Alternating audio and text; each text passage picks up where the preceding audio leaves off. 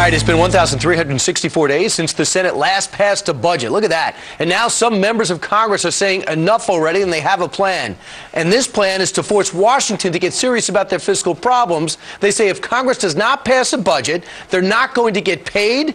And Fox News has just learned from Majority Leader Eric Cantor that the House looked at this bill and says, we will vote on this bill tomorrow.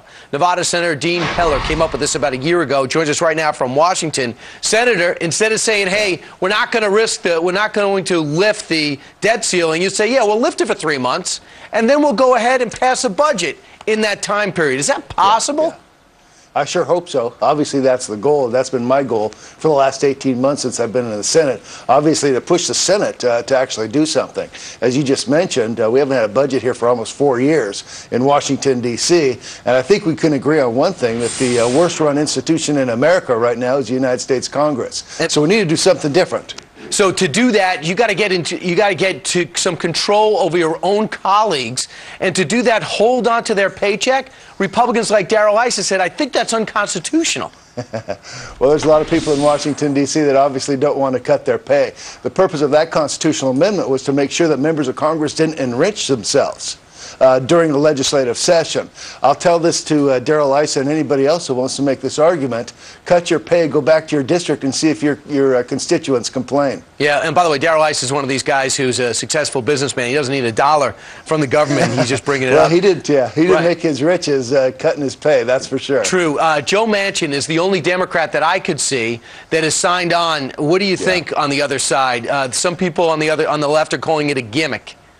Yeah, it's calling it a gimmick. I think leadership in the Senate called it stupid, but only in Washington, D.C. do they call budgeting stupid, and that's why we're $16 trillion in the hole right now. You know, everything is done in Washington, D.C. by crisis. Everything's a crisis, whether it's the debt ceiling, whether it's sequestration, you know, it doesn't matter. Whatever it is, everything is done by crisis, and we're going to push this forward. There's going to be a vote in the House tomorrow. The President has already said if it's in the legislation, he'll sign it. So there's an opportunity. I've talked to Joe. Joe signed on to this thing, and he has promised me that he'll try to get some of his colleagues on his side of the aisle to support the idea. Now, Senator, what I thought was most encouraging to come out of the Sunday shows over the weekend is David Plouffe said the President finds this encouraging. So the White House would support a move like this.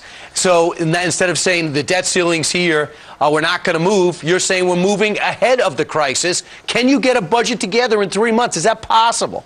Well, it is. In fact, you're required by law to have it ready by April 1st. The budget should be completed by April 1st. Let me take it a step further, if I may, and that is, what's the purpose of having a budget committee if they're not budgeting? Do you know we pay that committee $15 million every biennium to do their job, and they haven't done it for 2 bienniums? Why don't we just get rid of the budget committee if they're not going to do their jobs? Do you know we pay the budget committee more money than we do Veterans Affairs, and yet they don't even do their job? I would be the first to propose eliminating the budget committee if they're not going to do their jobs. Senator, thanks for shaking up the place. We're getting tired of the same script time and time again. I'm anxious to see how it goes tomorrow. Senator Dean Thanks for having me on your show. All right, great, and I can't wait to have you in the aftermath. Hopefully it'll be a big thumbs up. Senator Heller, thanks so much. You bet. All right.